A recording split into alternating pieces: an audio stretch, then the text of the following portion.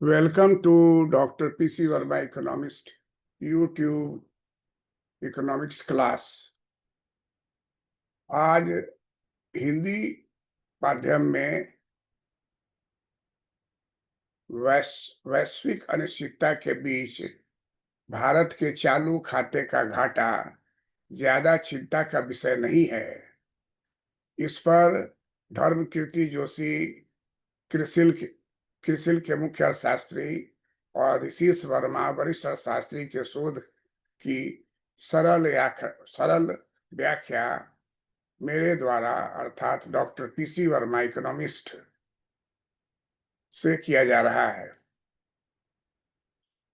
मैं doctor PC Verma economist ये 1973 से 2025 तक लगातार अर्थशास्त्र को सरल बनाने के लिए बड़े बड़े विद्वानों के बातों को स्टूडेंट के समझ के लिए लाने के लिए यूपीएससी आईएएस में बैठने वाले विद्यार्थी हिंदी माध्यम से, आईईएस में बैठने वाले विद्यार्थी हिंदी माध्यम से, reserve bank of India officers examination या एसबीआई पीओ इंटरव्यू, इन सभी में इन सब बातों की चर्चा क्वेश्चन के रूप में की जाती है और स्पष्ट ज्ञान होने के लिए एक अच्छा शोध किया हुआ धर्म जोशी और ऋषिश वर्मा के शोध के बातों को सरल रूप से मैं व्याख्या पर कर रहा हूं,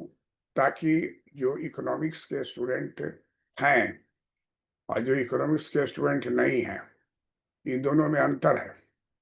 इकोनॉमिक्स के स्टूडेंट बैलेंस ऑफ पेमेंट के बारे में अपने क्लास में पढ़े रहते हैं, उसी तरीके से कॉमर्स के स्टूडेंट भी बैलेंस ऑफ पेमेंट को पढ़े रहते हैं। लेकिन साइंस के बहुत सारे ऐसे विभाग हैं जहाँ के स्टूडेंट को मैं जानता हूँ, कमीशन की तैयारी करते हैं, उनके लिए सबसे प्रॉब्लम इकोनॉमी से होता है। उनके हित में भी ये बड़ा महत्वपूर्ण चर्चा है। और शोध का कहने का अर्थ है कि ऑथेंटिक डेटा, बहुत सारे डेटा ऑथेंटिक नहीं होते हैं तो उसमें आपको सफलता में दिक्कत होगी। इसलिए आप देखेंगे कि मेरे सारे वीडियो में एकदम ओरिजिनल मार्शल का या हिक्स का या सैमुअल्सन का, नोबेल प्राइज विनर इकोनॉमिस्ट का, सबका ओरिजिनल जो कृति है उस पर आधारित चर्चा मैं करता हूँ। इसके दो फायदे हैं। एक तो है कि एज ए इकोनॉमिस्ट जो हम 1973 से 2025 तक पढ़ा रहे हैं, तो हमारे ब्रेन को भी सही फीडिंग जाता है और फिर हमसे जो निकली हुई बातें हैं जो स्टूडेंट के हित में जाती है। और ये एक सेवा है, ये कोई कॉमर्शियल बात नहीं है। ये एक तरह से समझिए कि सोसाइटी के स्टूडेंट के लिए, हिंदी मीडियम के स्टूडेंट के लिए क्या प्रॉब्लम है हम अच्छी तरह जानते हैं, क्योंकि 50 साल से हिंदी और इंग्लिश मीडियम के स्टूडेंट्स को पढ़ा रहे हैं। तो ये जो बैलेंस ऑफ पेमेंट है, किसी भी इंटरव्यू जाइएगा, आज पूछ दिया व्हाट इज कैड, जो लड़का जानता है वो बोलेगा CAD means current account deficit. Current account is in fact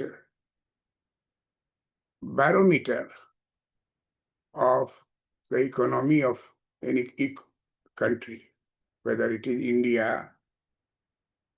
or USA, any country. All are related to analysis through balance of payment. ये भी जानते हैं कि बैलेंस ऑफ पेमेंट में दो खाता होता है, एक होता है चालू खाता, दूसरा होता है पूंजी खाता। चालू खाता को करंट अकाउंट कहते हैं और पूंजीगत खाता को कैपिटल अकाउंट कहते हैं। चालू खाता में भी दो हिस्सा होता है, एक होता है विजिबल आइटम, एक होता है इनविजिबल आइटम।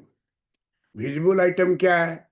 विजिबल आइटम है निर्यातक वस्तु, आयातक वस्तु, विजिबल आइटम है। एक्सपोर्ट इंपोर्ट, तो एक्सपोर्ट इंपोर्ट वाला जो बात है वो विजिबल आइटम है। इनविजिबल आइटम क्या है?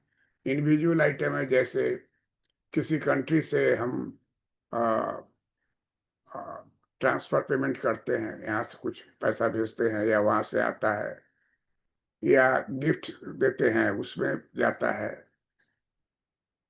बहुत सारा इनविजिबल खर्चा है, जैसे इंश्योरेंस चार्जेज इनविजिबल है। तो इस तरीके से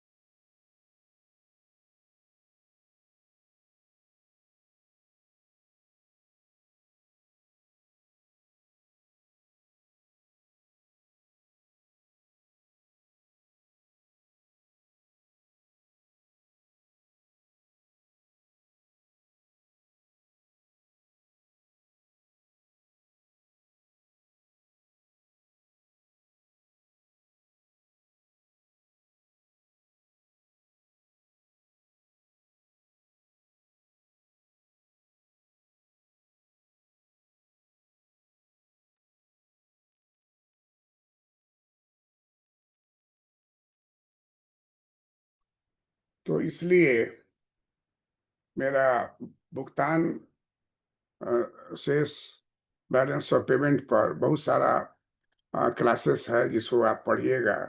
तो उसमें बहुत सारा इक्वेशंस भी है जो इकोनॉमिक्स के हैं उनके लिए कर हैं, और जनरल जो है उनके लिए भी बहुत सारी बातें हैं। बैलेंस ऑफ पेमेंट को हर हालत में current account, capital account, items of current account, items of capital, ये सब मेरे विभिन्न क्लास में दिया हुआ है, उसको निकाल के आप देखिएगा। यहाँ आज हम लोग बातचीत कर रहे हैं कि चालू खाता में घाटा है, तो जनरली घाटा होने पर चिंता का विषय हो जाता है। अभी जो स्थिति है वैश्विक अनिश्चितता, कि ट्रम्प जो है कहता है कि हम 25% टैरिफ लगाएंगे, तो रेसिप्रोकल टैरिफ लगाएंगे। रेसिप्रोकल टैरिफ का मतलब क्या हुआ कि अगर आप 20% लगाएंगे तो हम भी 20%, आप 50% हम भी 50%। तो अब उसमें क्या किया जाए? तो हम 0% लगाएंगे, तो उसको भी 0% लगाना होगा। तो रेसिप्रोकल टैरिफ जो है उस पर अड़ा हुआ है। पहले क्या था कि हम लोग लेते थे, उसके ऊपर टैरिफ, एक्सपोर्ट वहां से आता था अगर कोई चीज, तो हम लोग 50%, 60%, 70% तक चार्ज किए हुए हैं। हम लोग जो अपना भेजते थे उस पर 10%, 20% कम। तो उस जमाना में माना जाता था कि इंडिया जो है पुअर कंट्री है। अब इंडिया कहता है कि हम थर्ड लार्जेस्ट कंट्री हैं या फोर्थ लार्जेस्ट कंट्री हैं, अब थर्ड हो जाएंगे। तो यूएस कहता वाह, तब तुमको हम क्यों छूट दें? जो टैरिफ तुम लगाओगे वही टैरिफ हम लगाएंगे। और इस बहस चल रहा है, इसका बहुत गहरा असर हो रहा है विश्व में। पूरे विश्व को डब्ल्यूटीओ एक में बांधे हुआ है, वर्ल्ड ट्रेड ऑर्गेनाइजेशन के तहत सभी कंट्री है।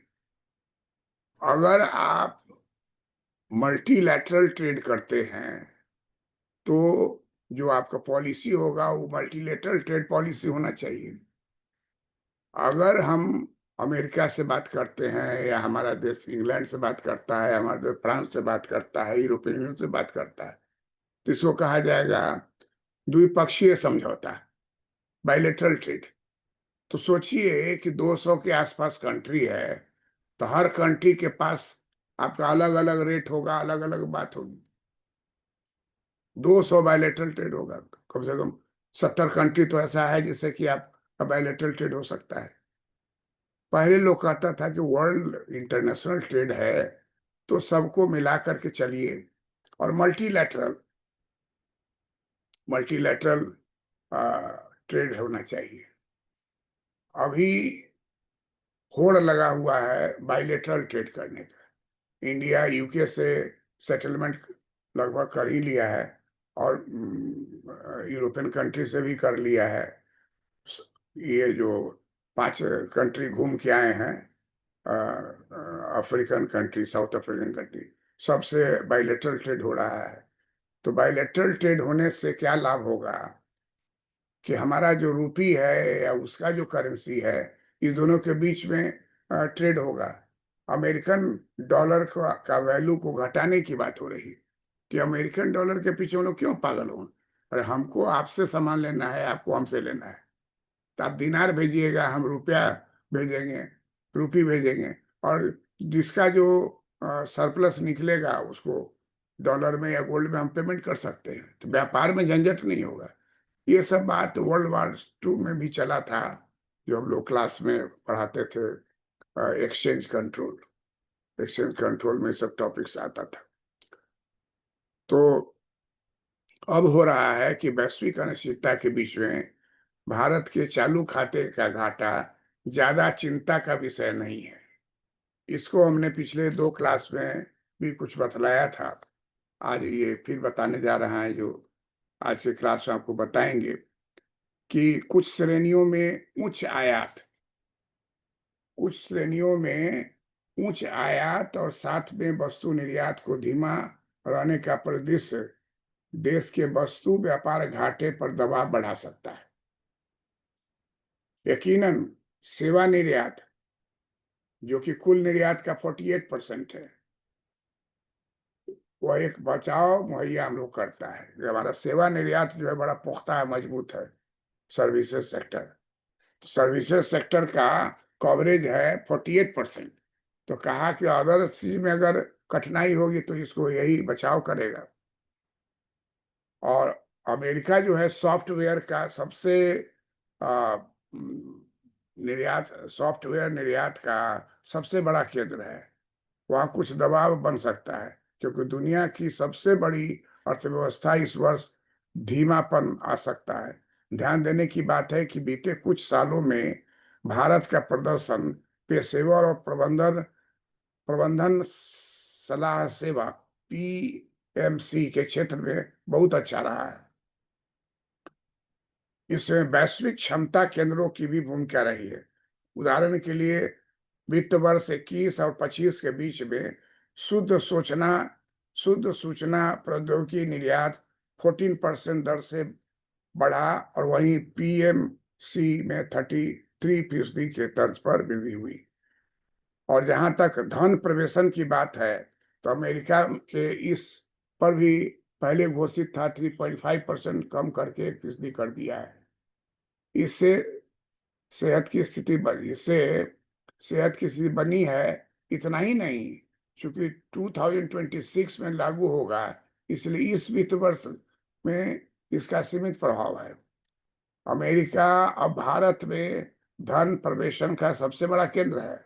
हालांकि खाड़ी देश अभी भी हमें अहम अहम हिस्सेदारी का रखते हैं इसमें, लेकिन वे अर्थव्यवस्था तेल से होने वाले आय पर अपनी निर्भरता कम कर रही है और निजी क्षेत्र में बढ़ावा दे रही है। तो ऐसे में 2024 में उसके जीडीपी में गैर तेल क्षेत्र का योगदान 75% था। ऐसे में देश के चालू खाते का घाटा जहां इस वर्ष मामूली दबाव आ सकता है, वहीं बड़ी चिंता का कोई कारण नहीं है, परंतु इसकी पूर्ति की निगरानी की जरूरत है। और इस वर्ष भी विदेशी पूंजी प्रवाह के अस्थिर बनने की उम्मीद है। बहरहाल विदेशी मुद्रा भंडार के सहज स्तर रहने पर और चालू घाटे के में मामूली इजाफा की आशा के बीच भारत वैश्विक अनिश्चितता से निपटने की दृष्टि में बेहतर स्थिति में है। तो ये रिसर्च के द्वारा धर्मकीर्ति जोशी और अधीश वर्मा ने ये शोध से साबित किया है कि कुछ भी हो जाए, एक और हमारे पास डॉलर का भंडार बहुत है और दूसरी ओर जो चालू खाता में थोड़ी बहुत घाटा हो जाता है, तो उससे कोई डरने की बात नहीं है और ये कोई चिंता का विषय नहीं। जिस पाथ पर हम लोग चल रहे हैं कि वर्ल्ड की तीसरी अर्थव्यवस्था बन जाए, वो काम को जारी रखना है और ये सबसे कोई प्रभाव पड़ने वाला नहीं है। वैश्विक अनिश्चितता के बीच भारत के चालू खाते का घाटा ज्यादा चिंता का विषय नहीं है।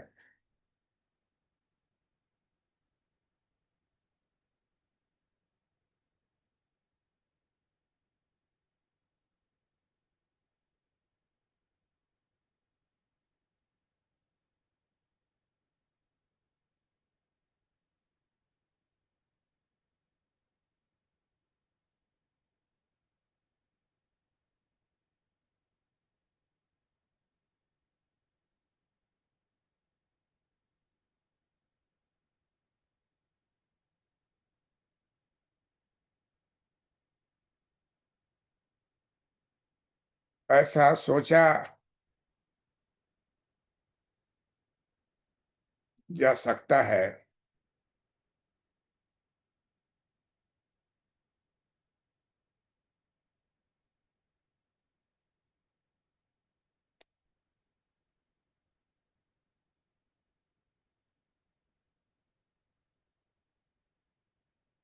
कि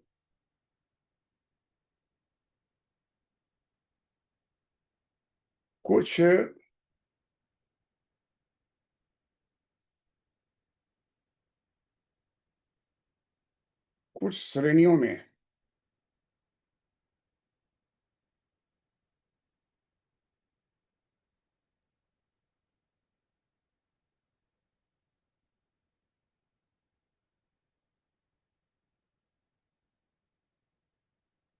कुछ श्रेणियों में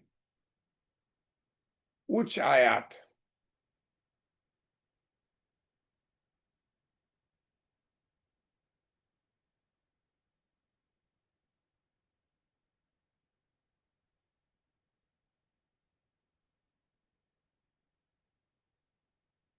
कुछ उच्च आयात और साथ ही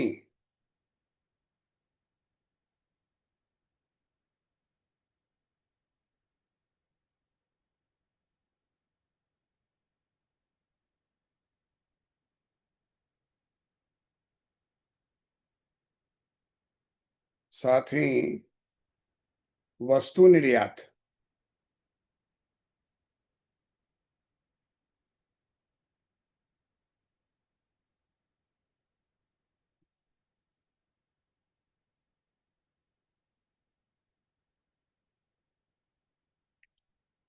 के धीमा रहने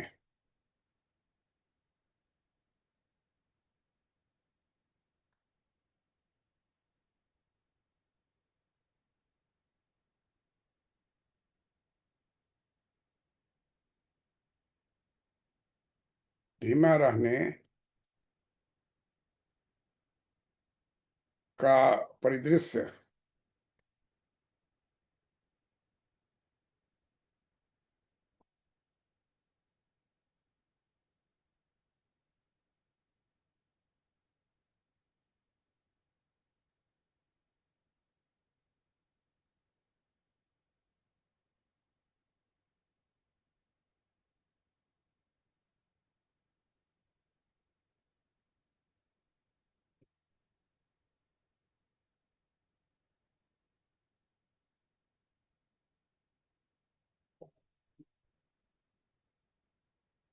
परिदृश्य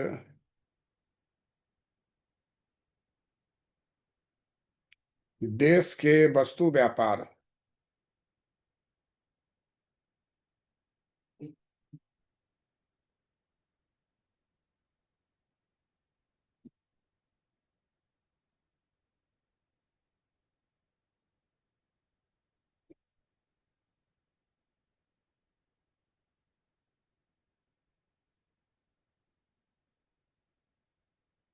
देश के वस्तु घाटे पर व्यापार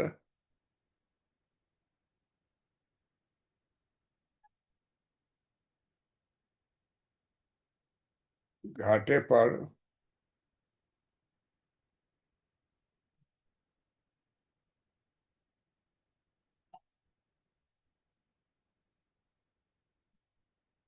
दबाव बढ़ा सकता है।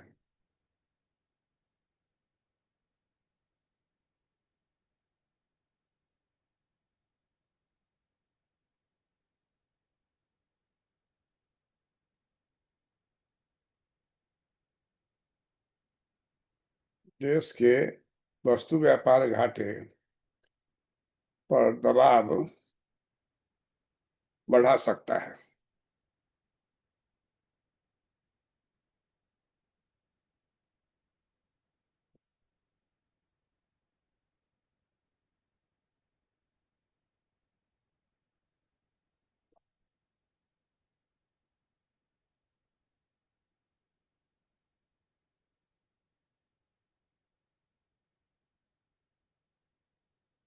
यकीनन सेवा निर्यात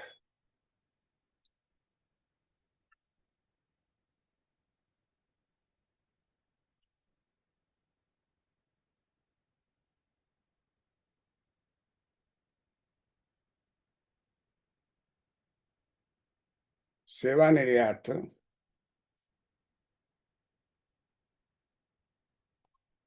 जो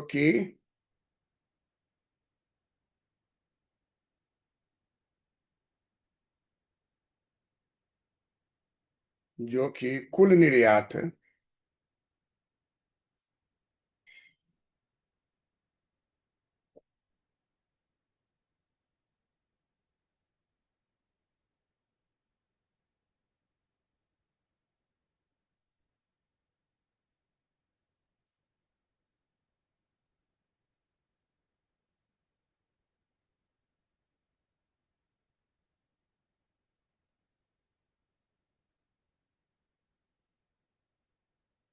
जो कि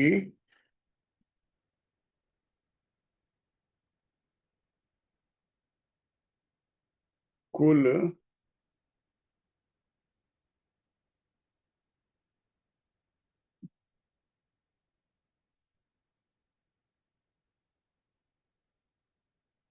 जो कि कुल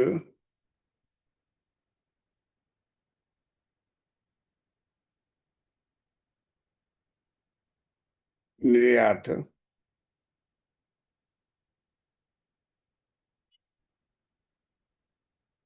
जो कि कुल निर्यात में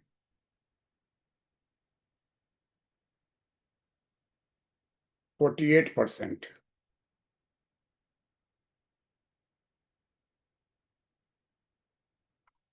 48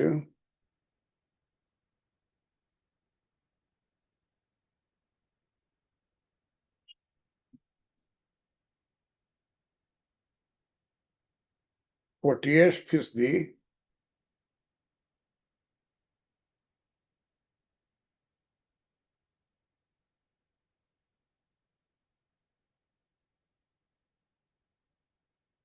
का हिस्सेदार है।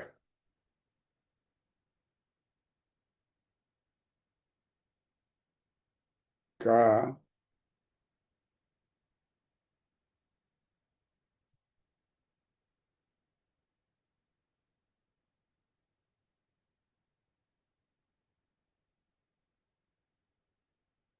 हिस्सेदार है।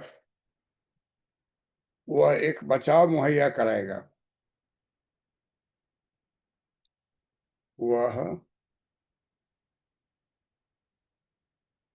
एक बचाव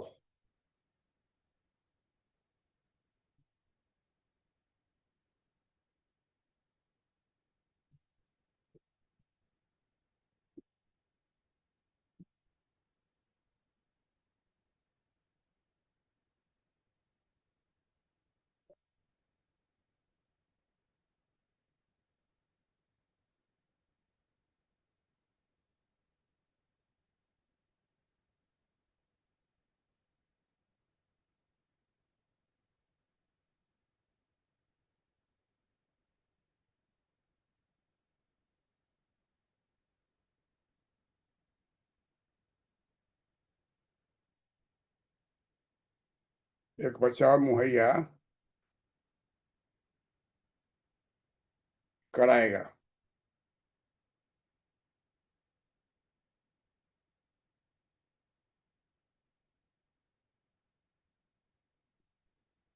बचाव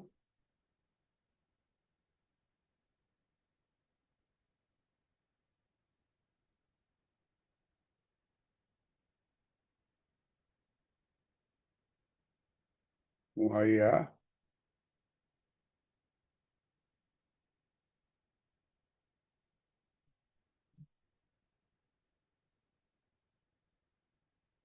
कराएगा।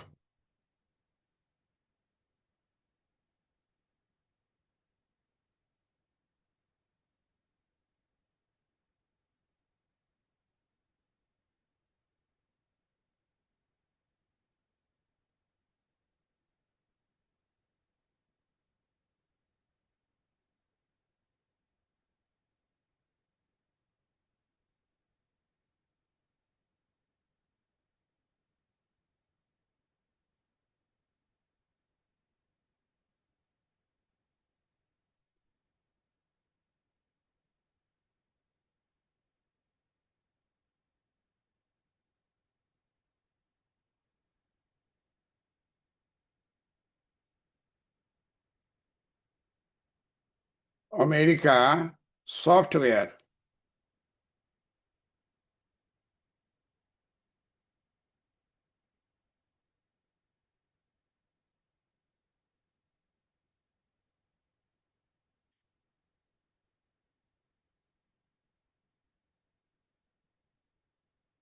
सॉफ्टवेयर निर्यात का सबसे बड़ा केंद्र है।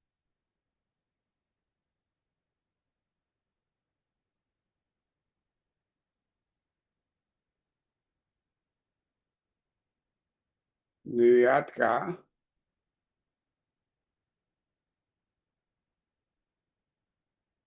सबसे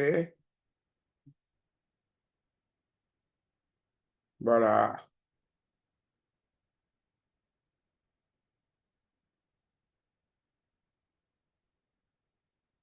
केंद्र है। और वहाँ कुछ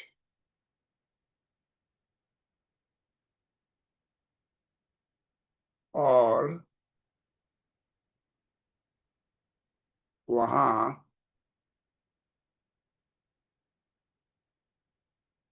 कुछ दबाव कुछ दबाव बन सकता है। बन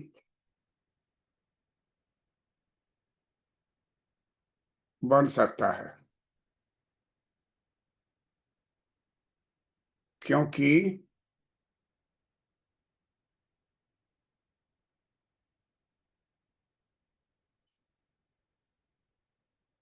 क्योंकि दुनिया की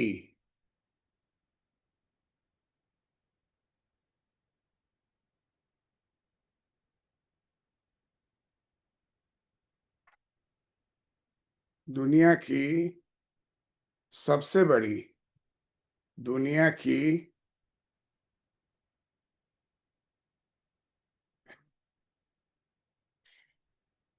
कि इस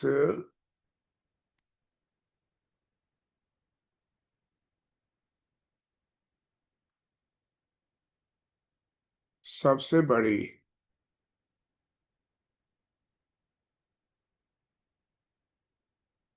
अर्थव्यवस्था में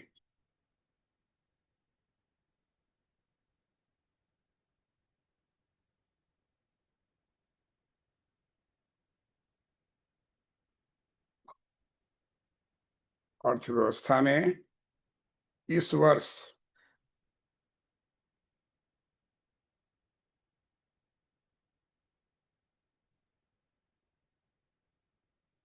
इस वर्ष धीमापन आ सकता है।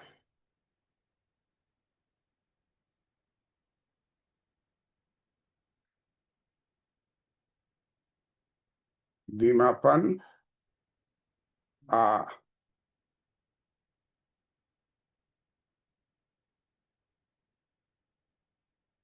धीमापन आ सकता है।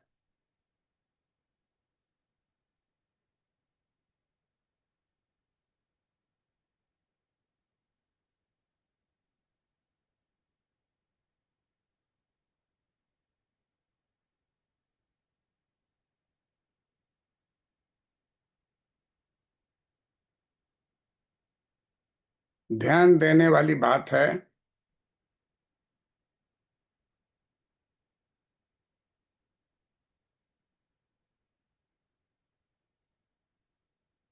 ध्यान देने वाली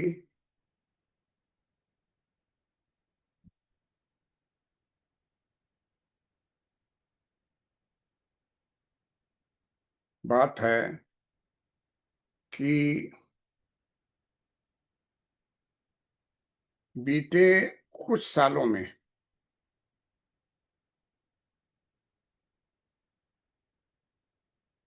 बीते कुछ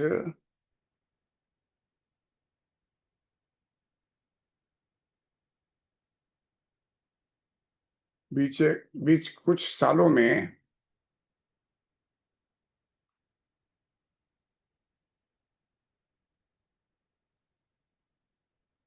भारत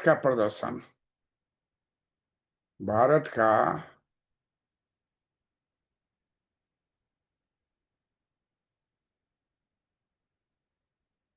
प्रदर्शन भारत का प्रदर्शन पेशेवर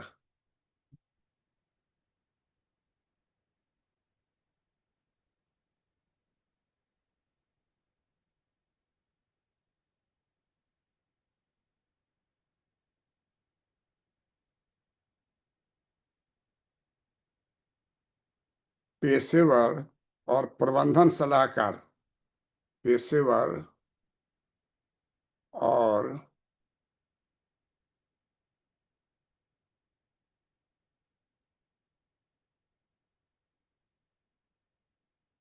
प्रबंधन सलाह सेवा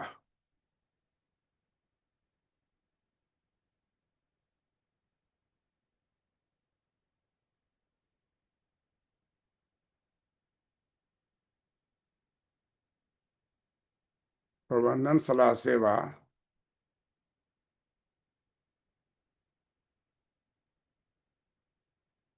पीएमसी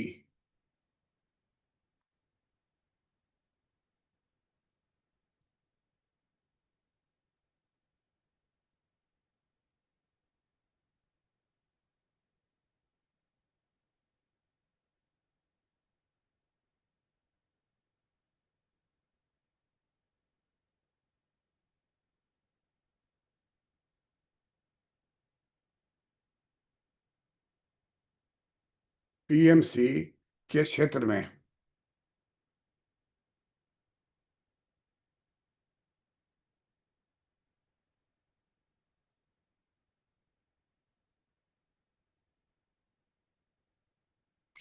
में बहुत अच्छा रहा है।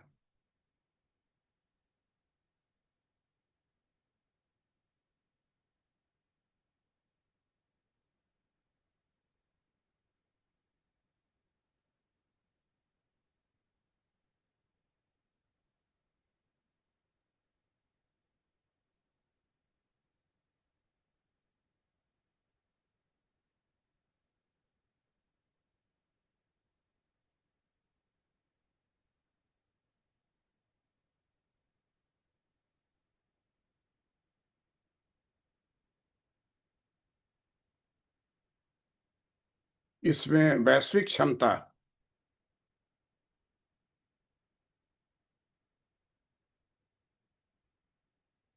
इसमें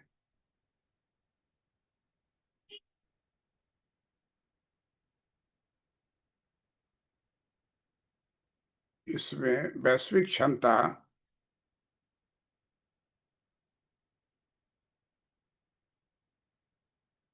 केंद्रों की भूमिका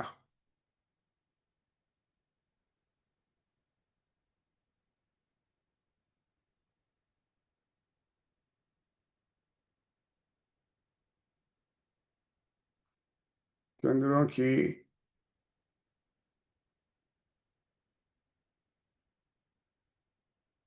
भूमिका रही है।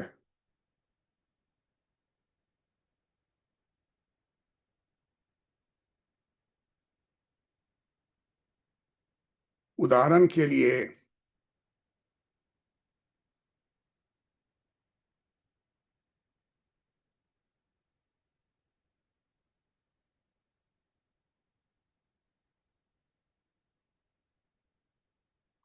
उदाहरण के लिए वित्त वर्ष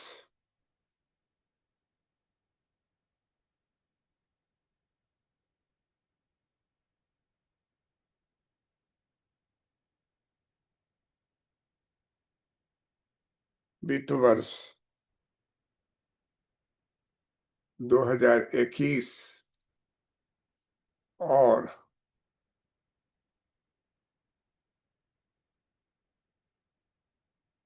2025 के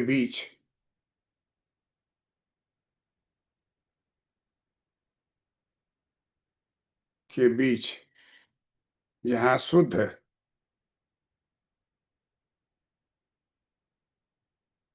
जहां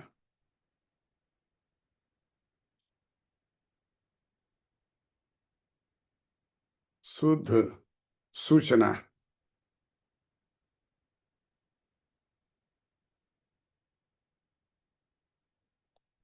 प्रौद्योगिकी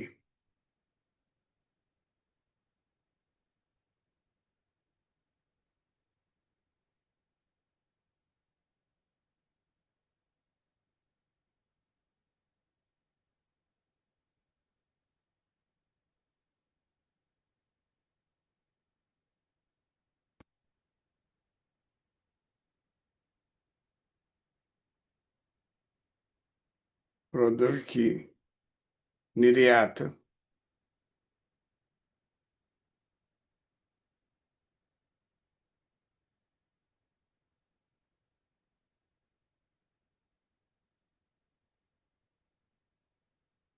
प्रौद्योगिकी निर्यात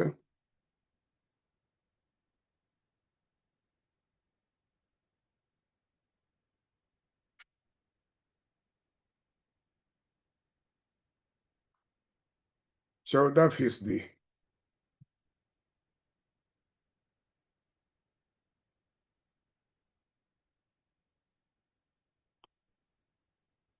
14% की दर से बढ़ा।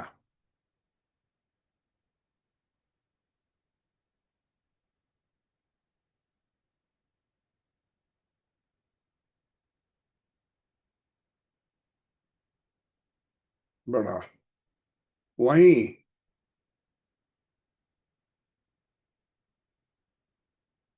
वहीं पीएमसी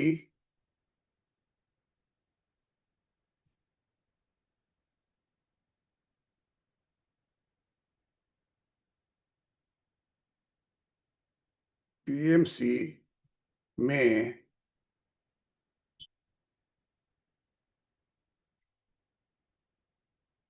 33%।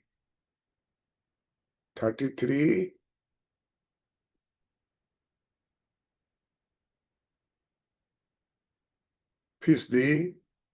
की वृद्धि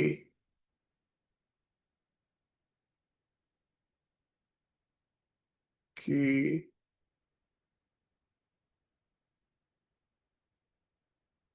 वृद्धि दर्ज की गई।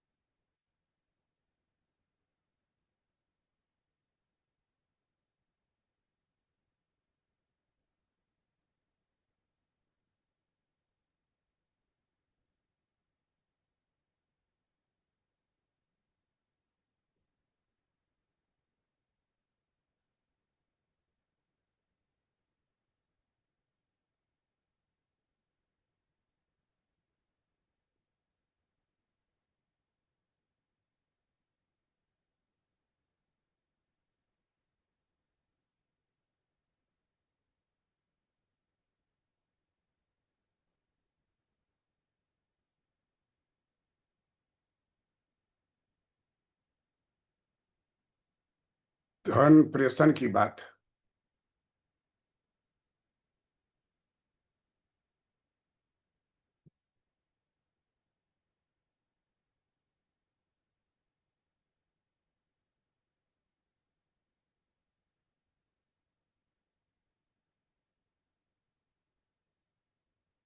जहां तक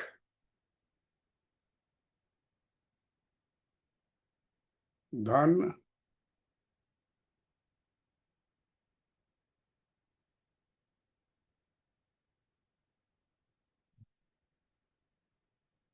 प्रेषण की बात है,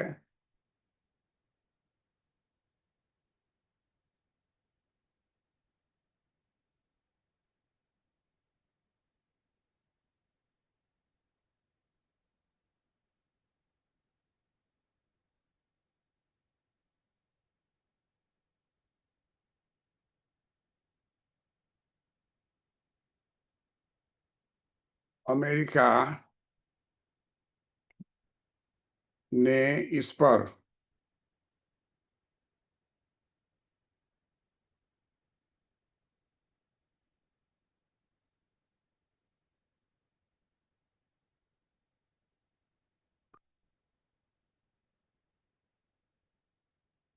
अमेरिका ने इस पर कर को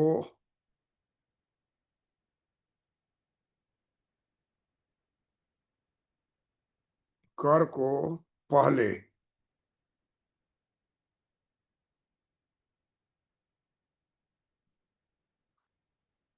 पहले घोषित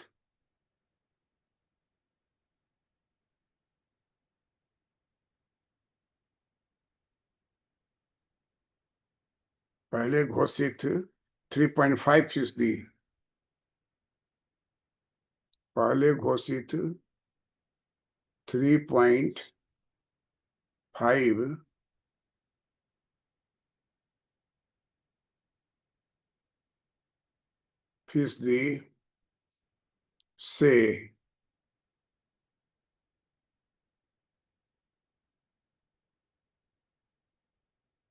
कम करके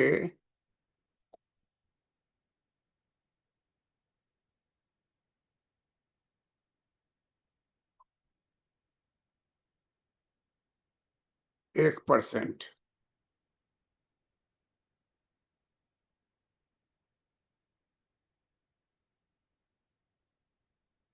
1%,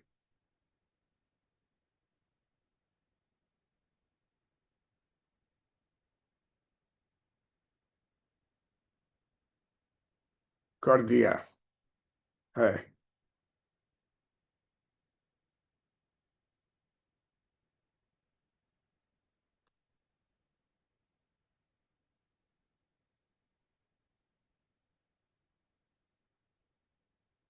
इससे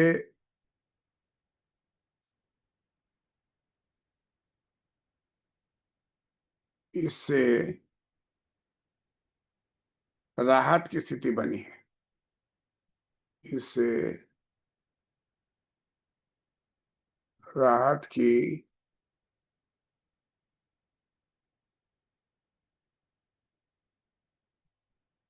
स्थिति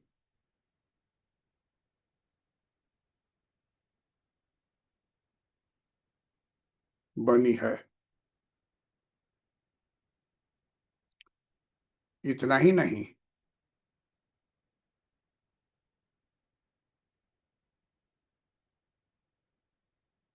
इतना ही नहीं, चूंकि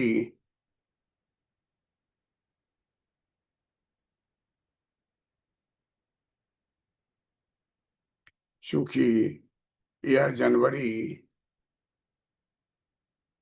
यह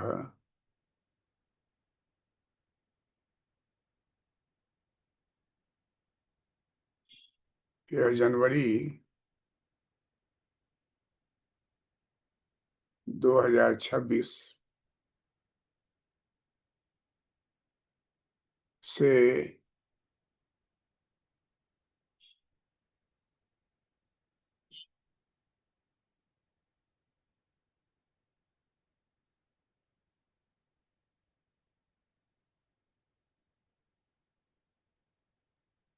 लागू होगा।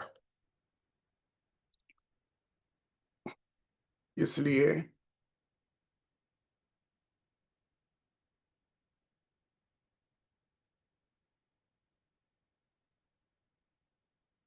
इस वित्त वर्ष में,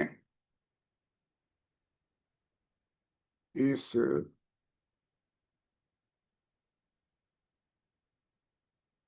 वित्त वर्ष में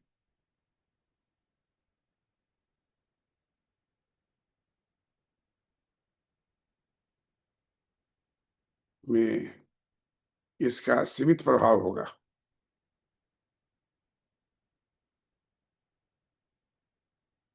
इसका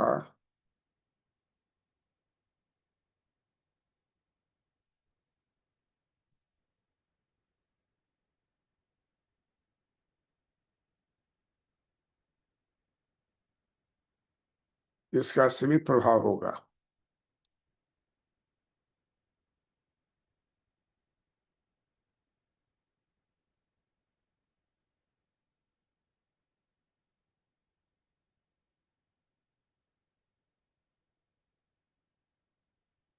अमेरिका अब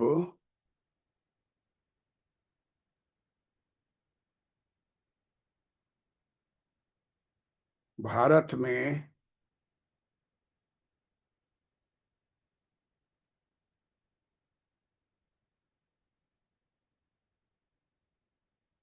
धन प्रेषण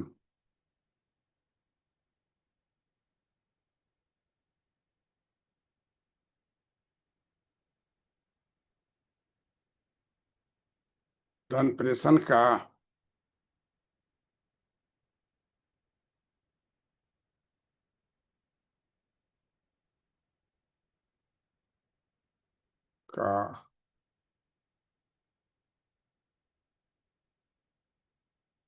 सबसे बड़ा केंद्र है।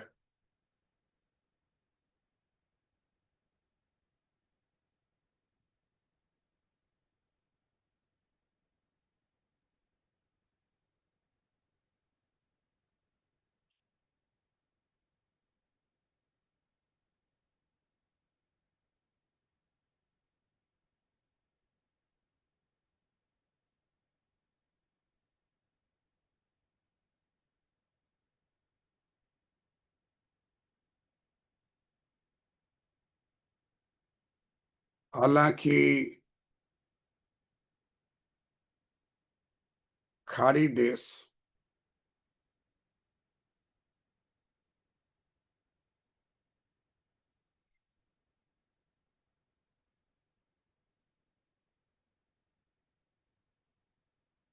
खाड़ी देश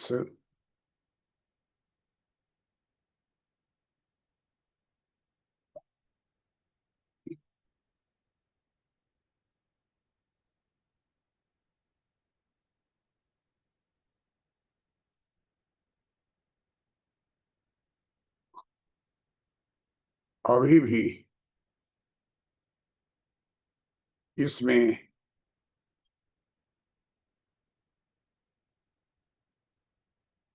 अहम हिस्सेदारी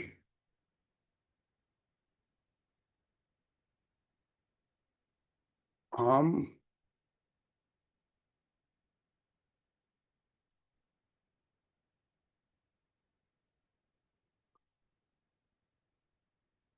अहम हिस्सेदारी रखते हैं।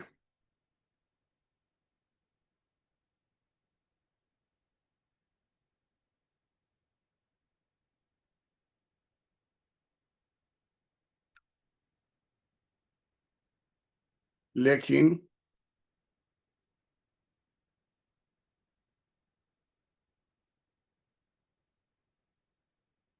वे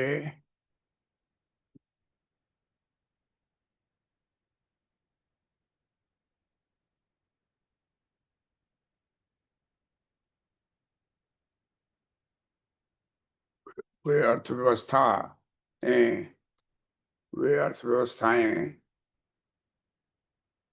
तेल से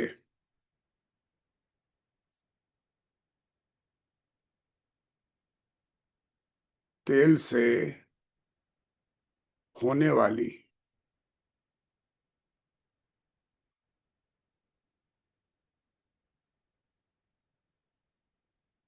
तेल से होने वाली आय पर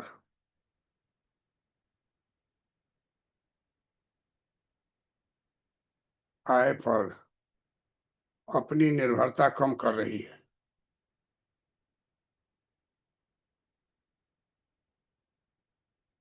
अपनी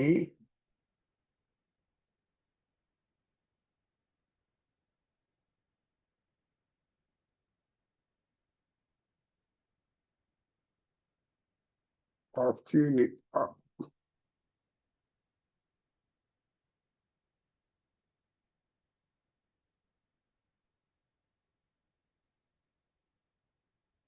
निर्भरता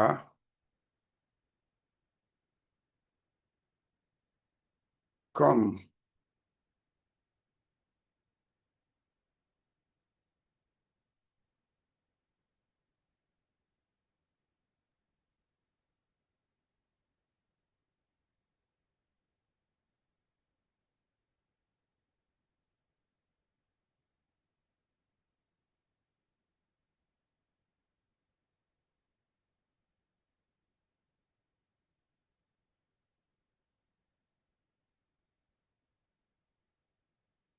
कम कर रही है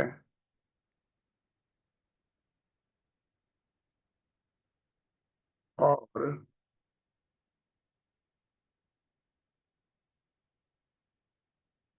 निजी क्षेत्र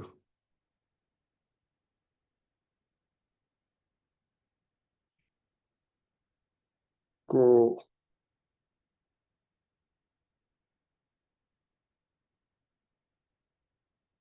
बढ़ावा क्षेत्र को बढ़ावा दे रही है।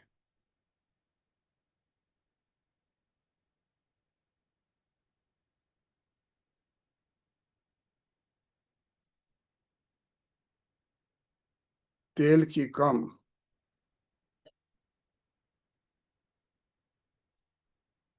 तेल की कम कीमतें कम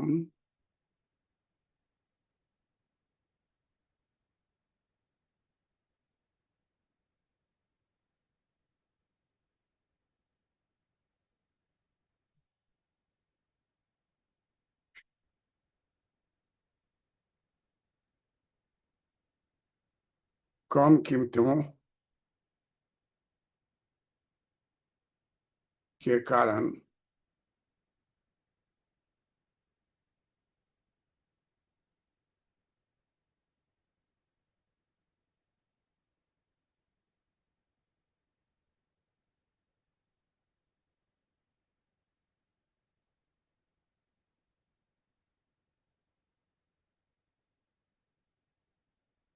कम कीमतों के कारण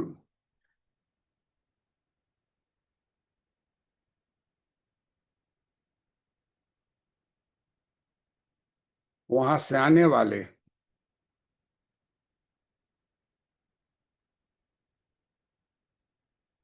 वहां से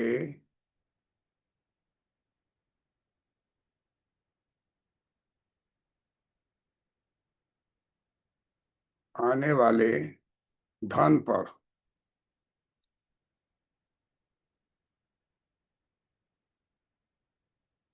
धन पर अधिक असर पड़ता नहीं दिखता। पर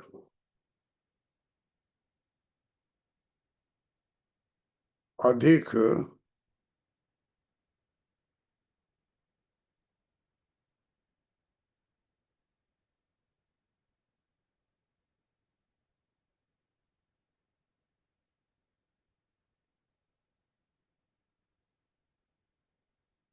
अधिक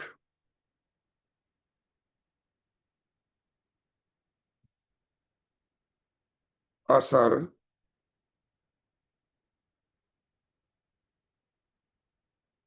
पड़ता नहीं दिखता।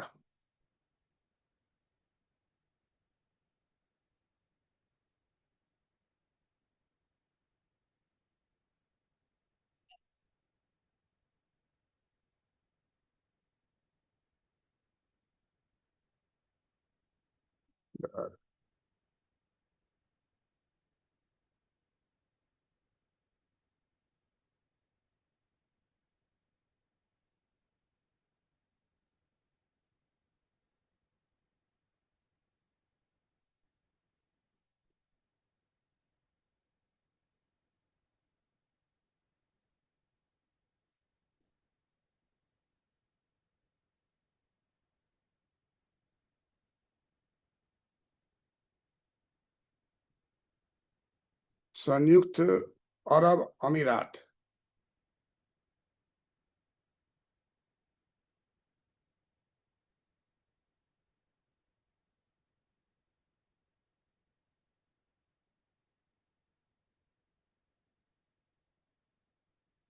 भारत में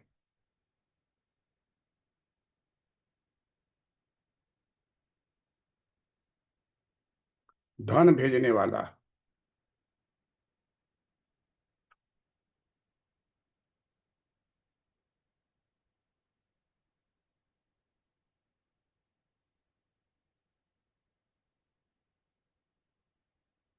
दूसरा।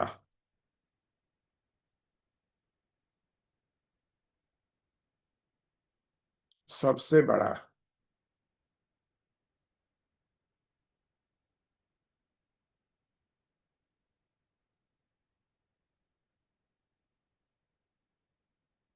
सबसे बड़ा देश है।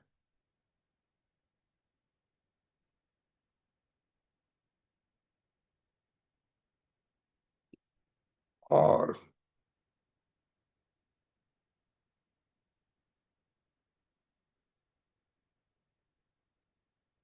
और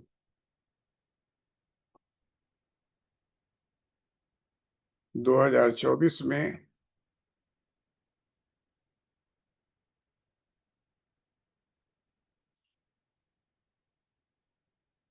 उसके जीडीपी,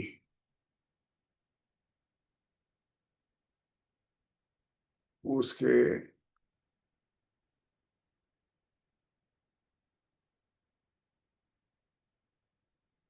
जीडीपी में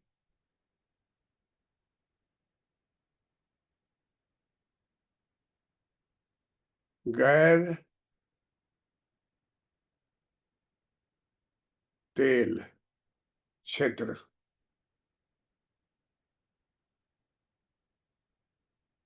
का योगदान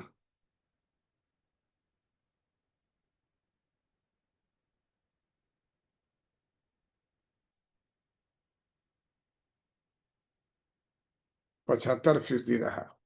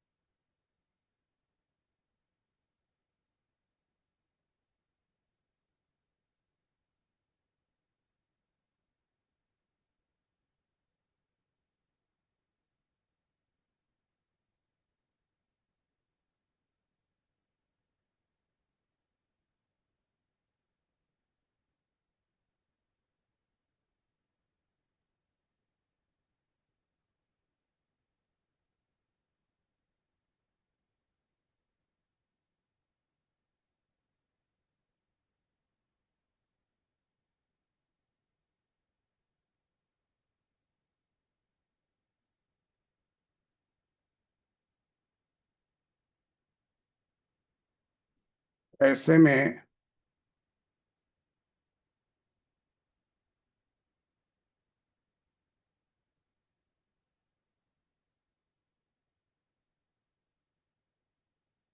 भारत देश के चालू खाते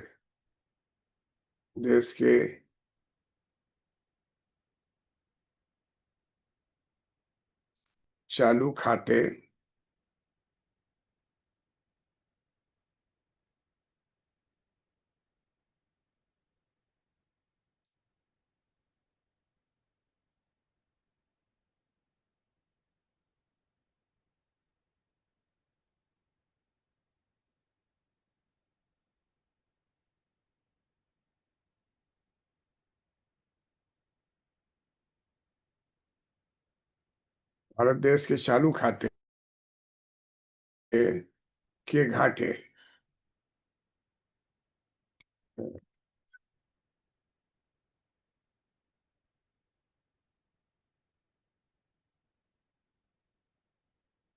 कि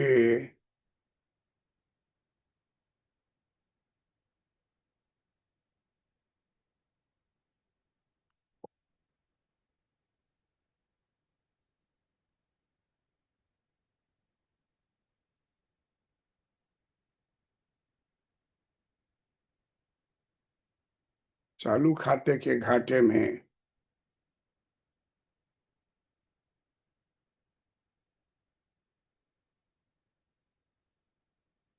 जहां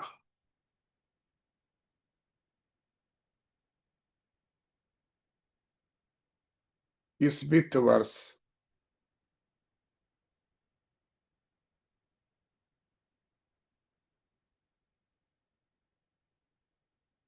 इस वित्त वर्ष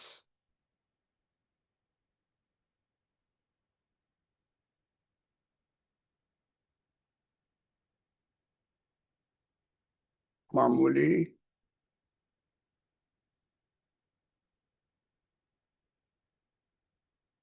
दबाव आ सकता है आ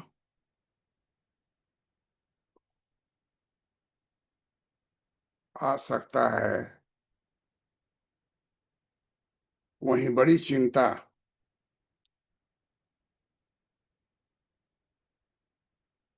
वहीं बड़ी चिंता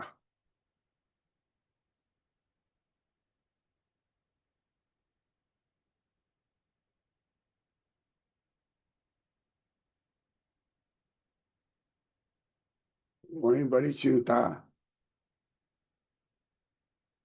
का कोई कारण नहीं है।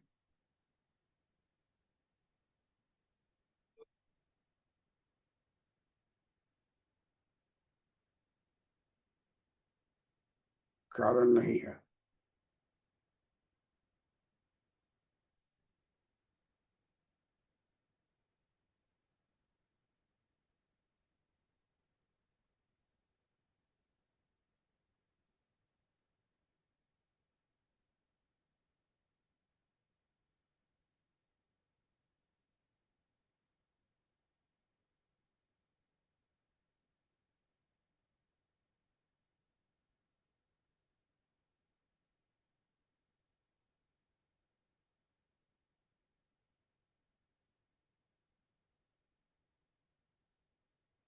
कोई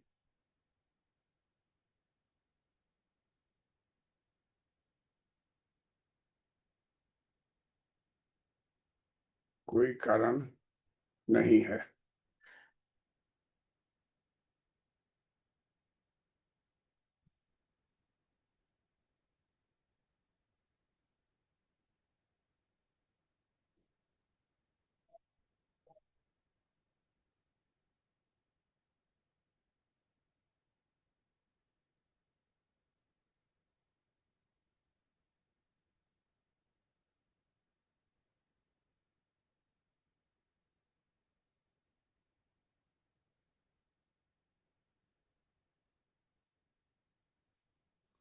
परंतु इसकी पूर्ति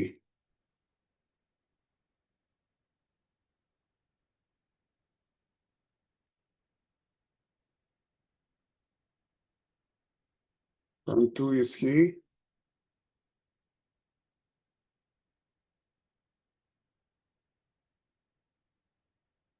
पूर्ति की निगरानी की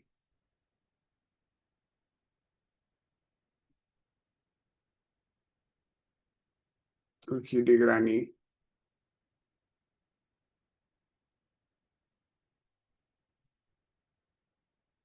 निगरानी की जरूरत है। की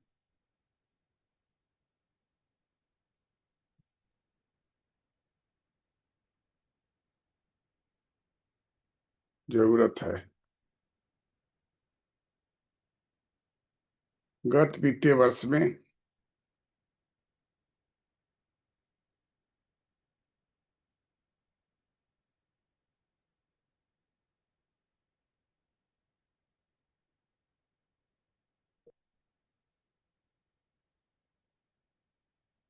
वर्ष में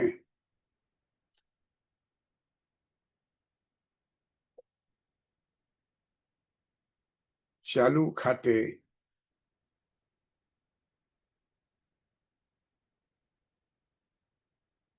के घाटे में के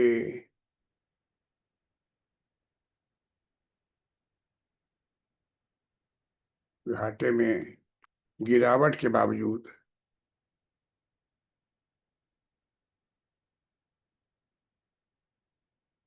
गिरावट के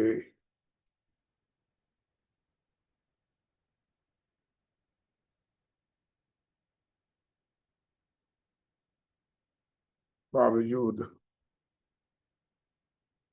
वित्तीय प्रवाह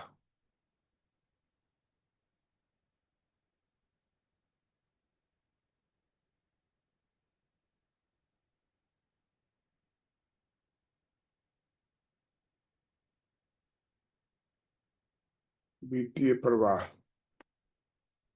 अपर्याप्त था,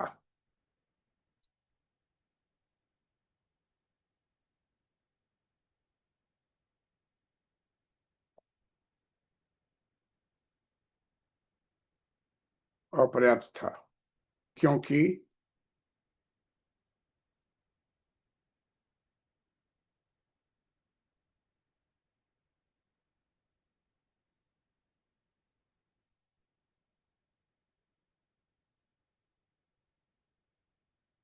क्योंकि क्योंकि शुद्ध विदेशी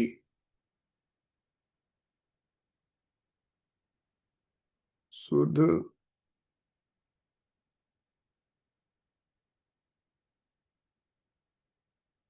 विदेशी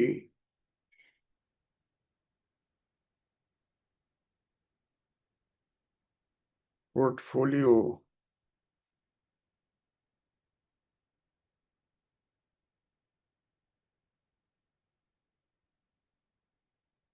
निवेश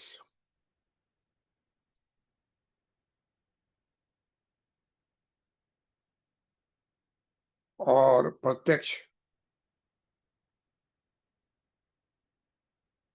और प्रत्यक्ष विदेशी निवेश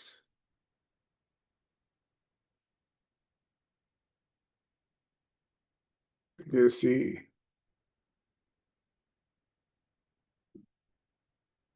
निवेश दोनों में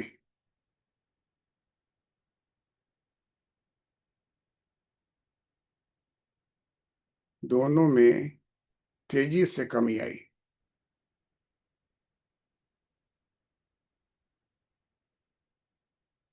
तेजी से कमी आई। हालांकि शुद्ध विदेशी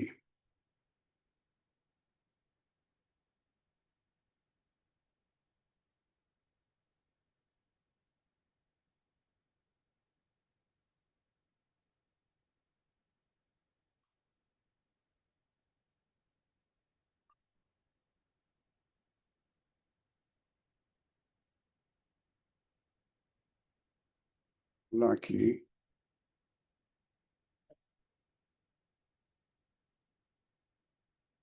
शुद्ध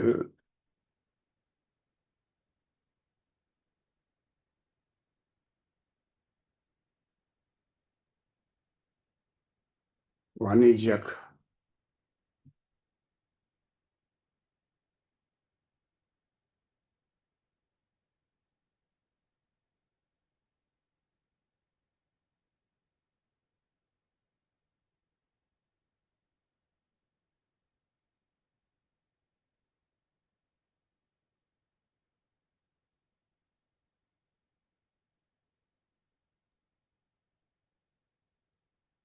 उधारी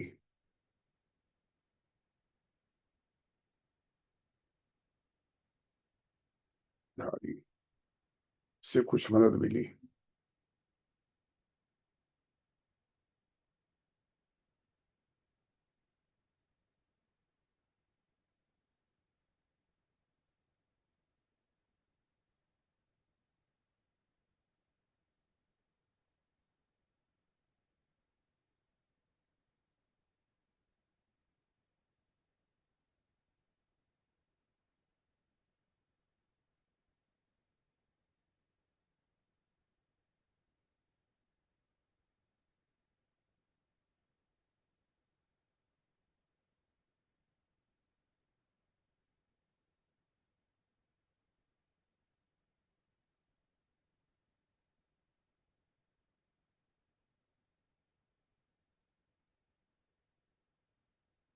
इस वर्ष, इस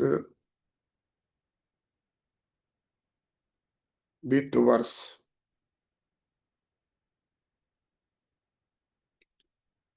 भी विदेशी पूंजी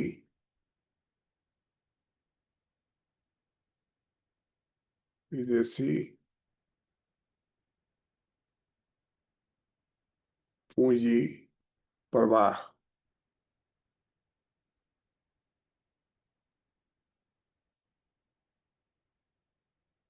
के अस्थिर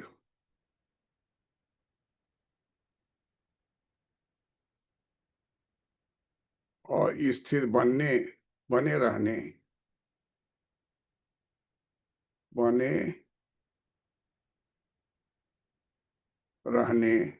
की उम्मीद है।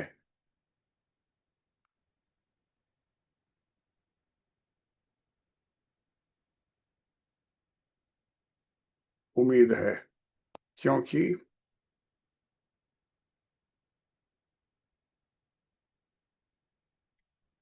विश्व स्तर पर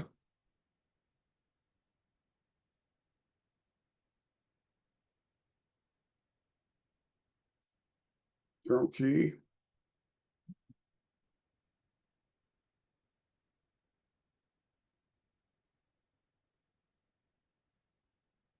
विश्व स्तर पर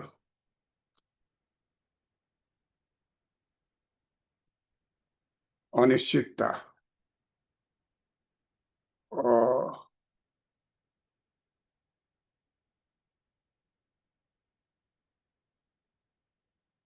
अनिश्चितता का माहौल है।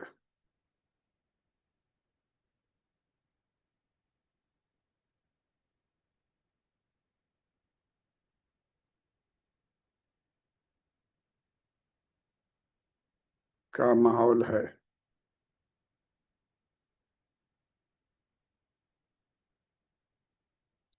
उदाहरण के लिए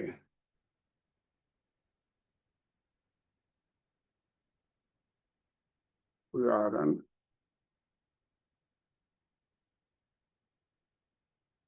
के लिए विदेशी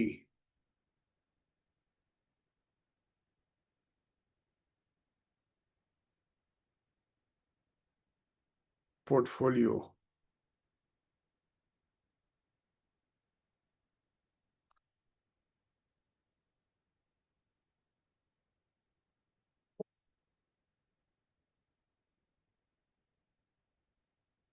पोलियो के डेट निवेश के डेट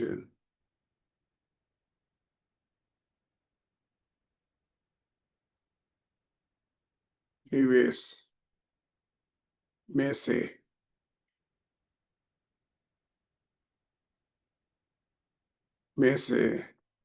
पहले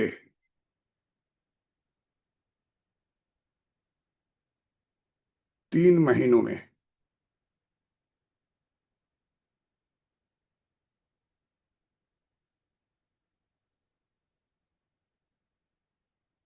3 महीनों में काफी राशि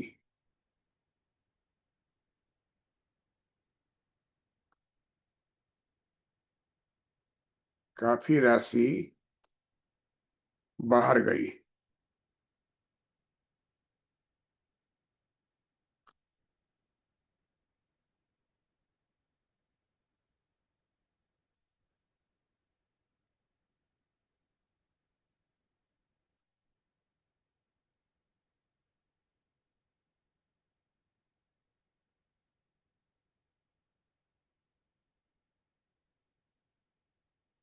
बाहर गई है।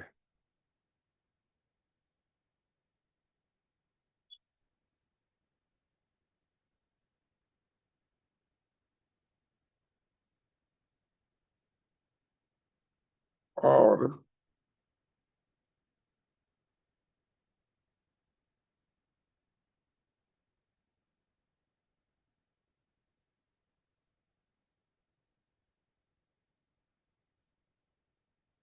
और बाह्य वाणिज्यिक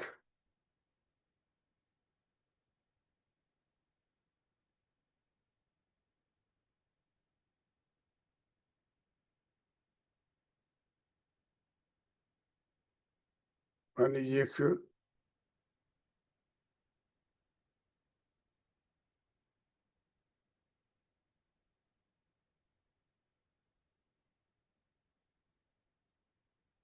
है वाणिज्यिक उधारी भी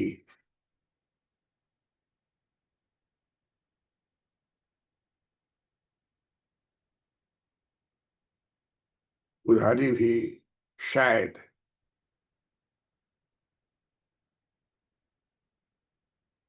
पिछले वर्ष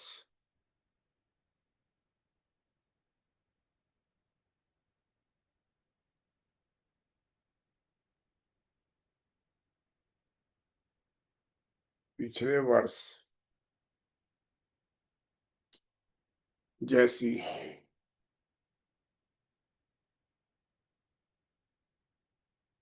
नहीं रहे,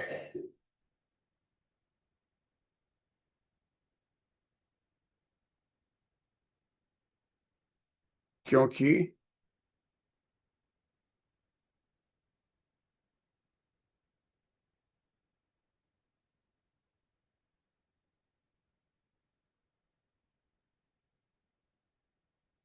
क्योंकि घरेलू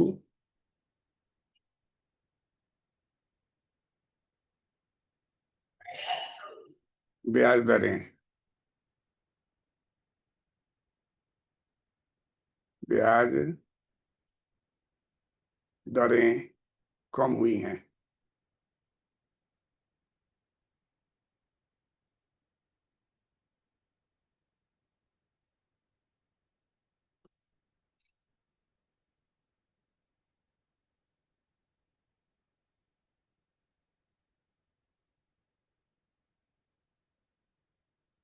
बहरहाल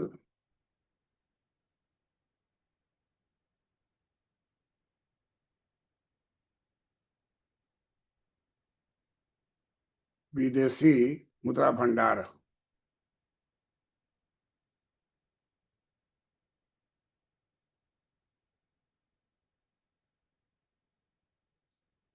के सहज स्तर के सहज स्तर पर रहने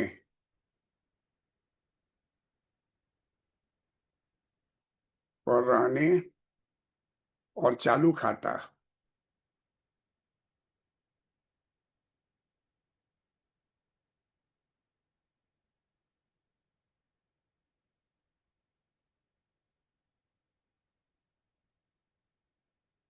रहने पर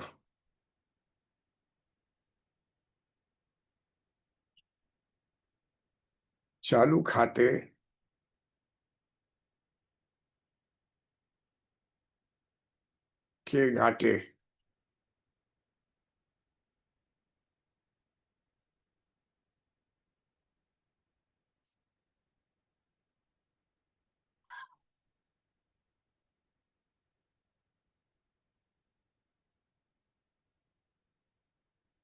के घाटे में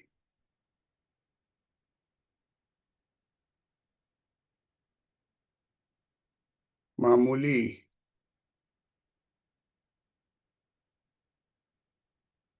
इजाफे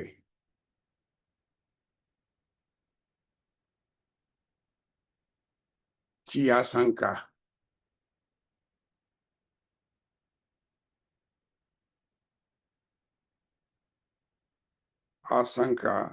के बीच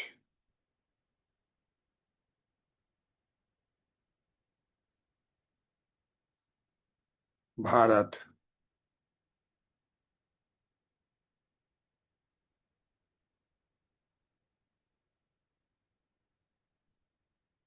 भारत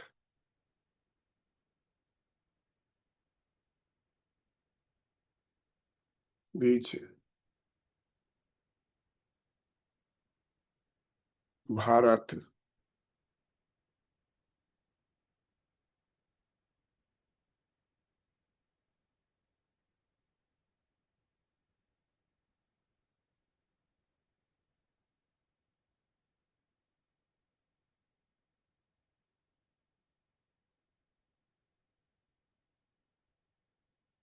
वैश्विक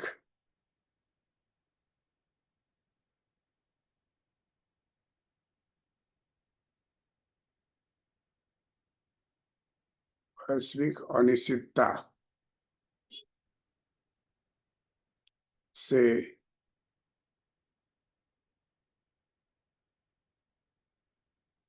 निपटने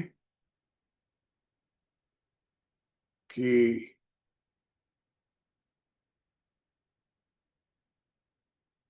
दृष्टि से बेहतर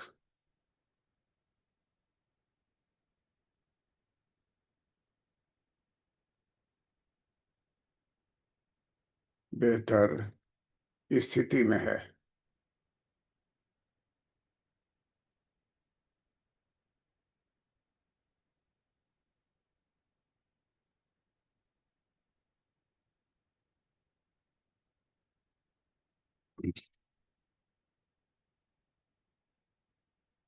दैट्स ऑल। तो हम लोग आप आज इसके अंतिम पड़ाव पर पहुंचे हैं कि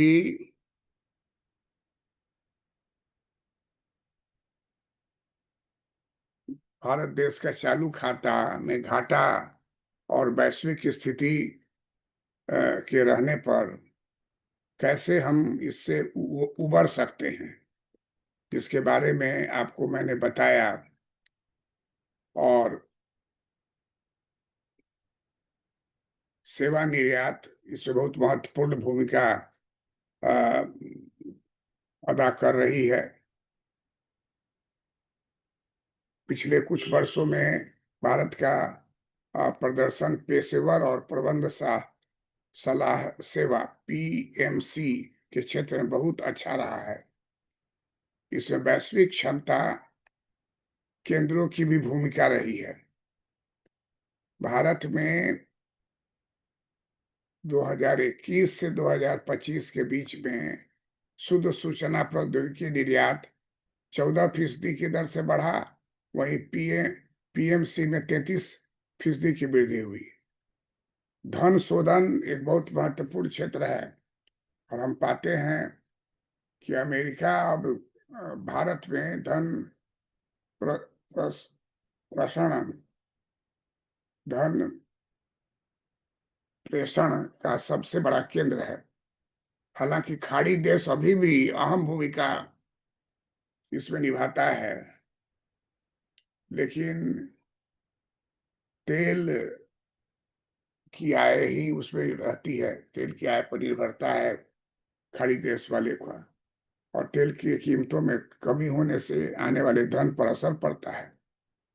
और अरब संयुक्त अरब अमीरात भारत में धन भेजने वाला दूसरा सबसे बड़ा देश है, और 2024 में उसके जीडीपी में तेल गैर गैर तेल क्षेत्र का योगदान 75% था रहा। इस प्रकार हम पाते हैं कि चालू खाते में घाटे जहां इस वित्त में मामूली दबाव आ सकता है, वहीं बड़ी चिंता का इसका कोई कारण नहीं है, परंतु इसकी पूर्ति की निगरानी की जरूरत है। और विभिन्न शुद्ध विदेशी पोर्टफोलियो निवेश और प्रत्यक्ष विदेशी निवेश दोनों में तेजी से कमी आई है। हालांकि शुद्ध विदेशी वाणिज्यिक उधारी में कुछ मदद मिली है। इस प्रकार इस वर्ष भी विदेशी पूंजी के प्रवाह अस्थिर रहने की उम्मीद है, क्योंकि विश्व स्तर पर अनिश्चितता का माहौल है। उदाहरण के लिए विदेशी पोर्टफोलियो के डेट निवेश में पहले 3 महीने में काफी राशि बाहर गई, और बाह्य वाणिज्यिक उधारी भी शायद पिछले वर्ष जैसी नहीं रहे, क्योंकि ब्याज दर घट गया है। हमारे देश में ब्याज दर में कमी आई है। बहरहाल विदेशी व्यापार भंडार का सहज स्तर पर रहने और चालू खाते में घाटे में मामूली इजाफा की आशंका के बीच भारत वैश्विक अनिश्चितता से निपटने की दृष्टि से बेहतर स्थिति में है। इस प्रकार हम लोग पाते हैं कि धर्मकीर्ति जोशी और अधिशेष वर्मा, बड़ीसर शास्त्री, मुखर शास्त्री और बड़ीसर शास्त्री का शोध इस बात पर लाकर निष्कर्ष पर लाता है कि भारत वैश्विक अनिश्चितता से निपटने की दृष्टि में निपटने की दृष्टि से बेहतर स्थिति में है। तो किसी भी तरह की जो परीक्षा में आप अपियर हुई, चाहे यूपीएससी या बीपीएससी या Indian economic service, balance of payment must question रहता है। और उसमें भी ये व्यापार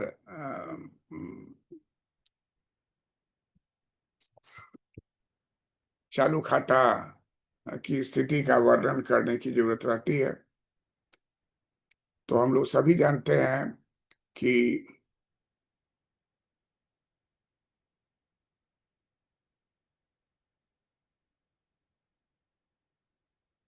भुगतान भुगतान शेष है और इसमें दो खाता बनेगा। एक हो गया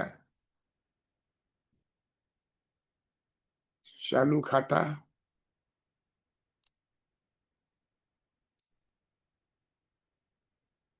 दूसरा हो गया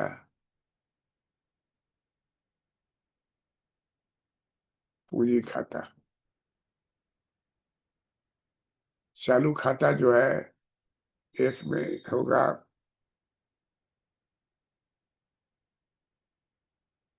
आयात निर्यात, है ना। आयात निर्यात को कहा जाता है दृश्य मदे, इसको देख सकते हैं हम लोग, विजिबल विजुअल आइटम। और दूसरा होता है और दृश्य, अदृश्य मदे।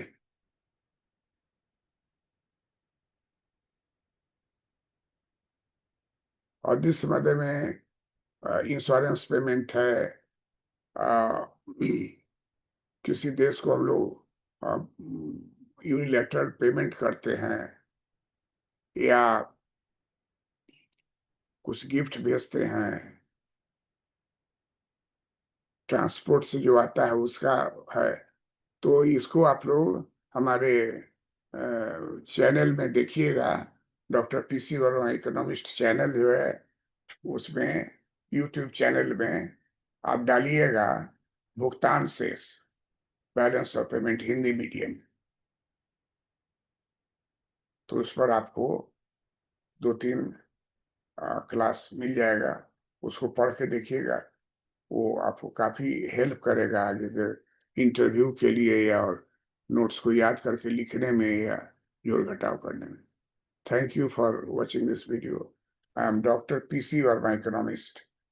I was professor of economics, HOD, department of economics, Patna college, Patna university.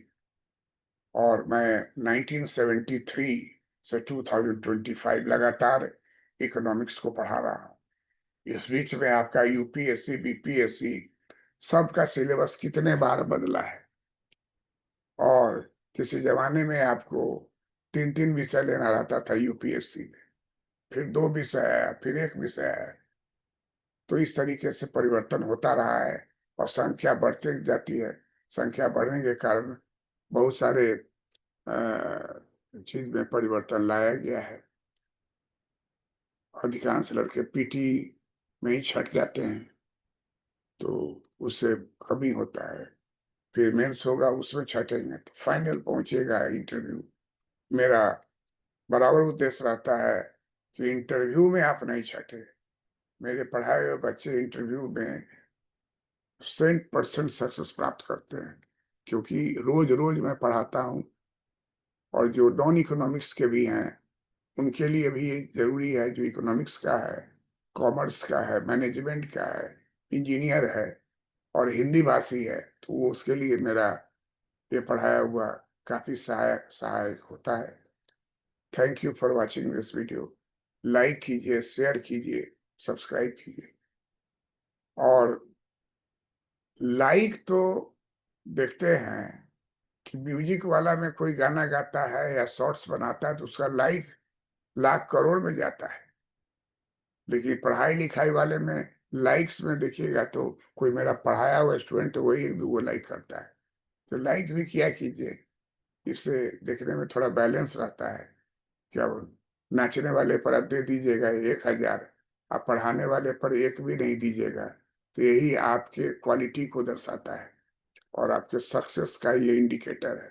This is barometer of your understanding what is given some preference and which should be given more preference. ये आपके लाइफ का बात है। आप जो कम्पीट कर जाइए officer के इधर में, छोड़ दीजिए, उसमें कोई बात नहीं। अभी आपको इसको रेगुलर पढ़ना है, लाइक कीजिए ना कीजिए, लेकिन सब्सक्राइब कीजिए और शेयर कीजिए एक दो फ्रेंड के, ताकि जिससे आप बहस कर सके, उसको पता हो जाए। लेकिन यही ज्यादा नहीं करना है कि आपका कॉम्पिटिटर बढ़ जाएगा। 2-3 फ्रेंड रखिए, ज्यादा नहीं। सक्सेस उसमें बहुत ज्यादा रहता है।